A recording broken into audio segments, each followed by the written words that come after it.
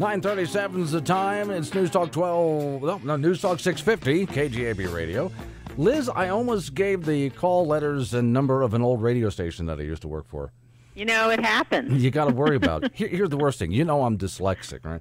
So one time I worked at a WBDN, and then I switched over to a WNDB. That was just hell on a guy like me. Speaking of hell, what is going on the floor of the House of Representatives right now? I can't keep up. Well, it's we're getting ready, I think, in about probably a little over 2 hours here, an hour or 2 hours.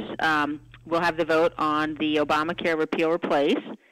And I feel very good about the bill. I feel good about the amendments that we've made to the bill, and I think we've definitely got the votes to pass. Okay, and so wait. Here's the criticism I'm hearing from my listeners here. Yep. Obamacare light. Yeah, it's absolutely not that. I mean, it's fundamentally different. If you look at Obamacare was built on this idea that the federal government should mandate the insurance that all of us have to buy. Mm-hmm. And that, you know, the federal government knows best when it comes to health care, when it comes to what kind of coverage you need, what kind of care you need.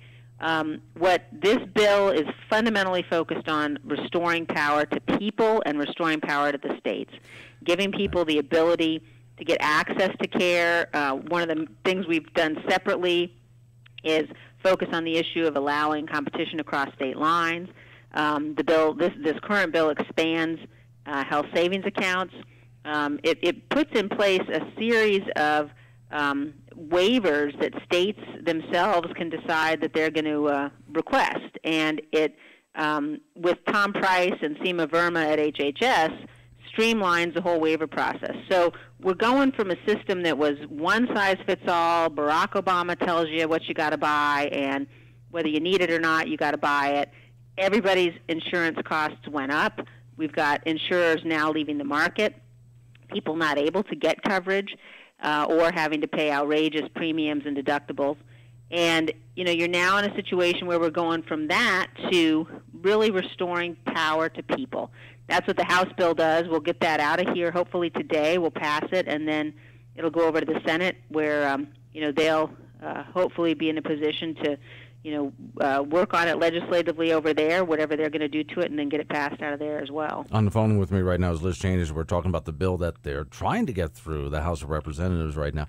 Let me make sure I understand this, Liz. I'm the kind of guy who I only buy insurance for catastrophic things. In other words, I'm not going to buy I need new eyeglass insurance because I mean, that's just ridiculous. So if I decide I'm just going to buy a few catastrophic items, are you guys just going to get government out of the way so I can choose what I want? Yes, and what we want to be able to do is have a system in place so that you know, you're in Wyoming, you don't have to buy insurance only in Wyoming. You don't only have to purchase through, you know, Blue Cross Blue Shield, for example, if you're now on the Obamacare exchange. That's the only option you've got.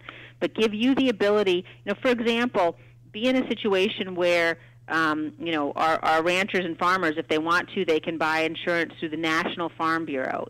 Small businesses can pool together and purchase insurance that way, maybe through the national, you know, through Small Business Association. But let people be able to choose the kinds of plans that make sense for them, and then expand the qualifications for things like health savings accounts so people have resources that they can use to purchase that insurance as well, and so that people can make their own choices. Yeah, see, I'm a big healthcare savings account guy. What about subsidies for people for insurance? Because Obamacare was big on that. You can't afford it, so the government's going to subsidize your insurance. Yeah. So what we've done in terms of subsidies is connected to the guarantee that people with pre-existing conditions will not be denied coverage, and that's another really important thing. There's a lot of misinformation out there, and you know, I would just urge people, when you hear the Democrats particularly claiming that our bill doesn't protect people with pre-existing conditions, you have to remember that those are the same people that said that if you like your doctor, you can keep your doctor. If you like your plan, you can keep your plan.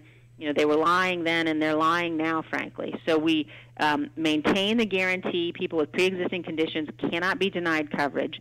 And in instances where you have a state that's secured a waiver from the federal guidelines that have to do with cost of care, cost of insurance policies, and somebody's been out of insurance, off of coverage for 6 months, there will be a situation where there will be federal dollars available either through a state high-risk pool or through a federal pool to help those people. If you've got somebody with pre-existing conditions who's met those other circumstances and they see the cost of their care goes up, there's funding in the amendments to this bill that provides the ability for people to have some assistance to cover the increased cost of care if they face that. On the phone with me from Washington, D.C. is your representative, Liz Cheney. Here's something else that bothers me, Liz. I worry about this. So ObamaCare, when they went to pass it, also known as the Unaffordable Care Act, I'm going to say it until it sticks. So that sucker was several feet high, and then they gave it to the bureaucrats. And if you and I were to print it right now, it's 9 feet tall. And nobody read it. What about this thing? Are the people voting on this? Have they had a chance to read it? How big is it? Yeah, no, I've certainly read it. I would say I can't say every single person in the Congress has read it, but I would be willing to say the vast majority of them have. It's much smaller. The underlying, everything together, you've got an underlying bill, and then you've got 3 or 4 amendments to that bill, and everything together is under 200 pages. Okay, you got the votes to pass this for the House? And the new amendments that we just approved in the Rules Committee last night, for example, there's one new amendment, and it's only 2 pages long. Okay. So people have read this. We're not in the same world that we were in when the Democrats said you got to pass this bill to know what's in it. Do you have the votes, do you think, to pass this today and get it to the Senate? I do. I think so. We had a meeting this morning. The Republicans in the House, we all met this morning at 9 o'clock, and I think people understand. I mean, when you've got now today, for example, Aetna has announced that it's leaving some state markets. Virginia's you've got in Iowa 94 out of their 99 counties with no insurers.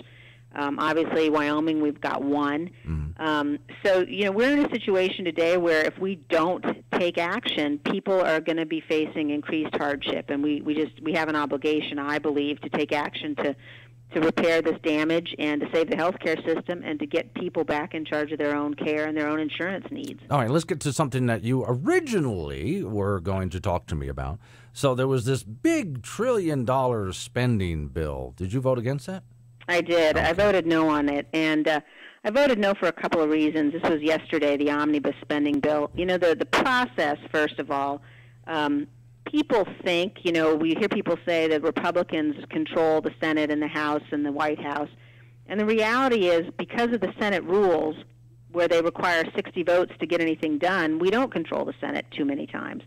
And so you've got, Chuck Schumer, who is obviously the minority leader over there, and he was able really to get an awful lot in this spending bill that I just could not justify voting for. And, when you had nearly every single Democrat, I think only 5 Democrats in the House voted no on the bill, and nearly half of the Republicans voted no. And that just tells you it's a bill that only covers the remaining 5 months of this fiscal year, but it was, number one, the process is not the process we ought to follow. It was not a fiscally conservative bill. Number two, the situation we're in with respect to our defense needs and our military funding needs is really dire. And President Obama really allowed our military to reach, levels of deterioration in some instances, failing to provide the resources our men and women in uniform need.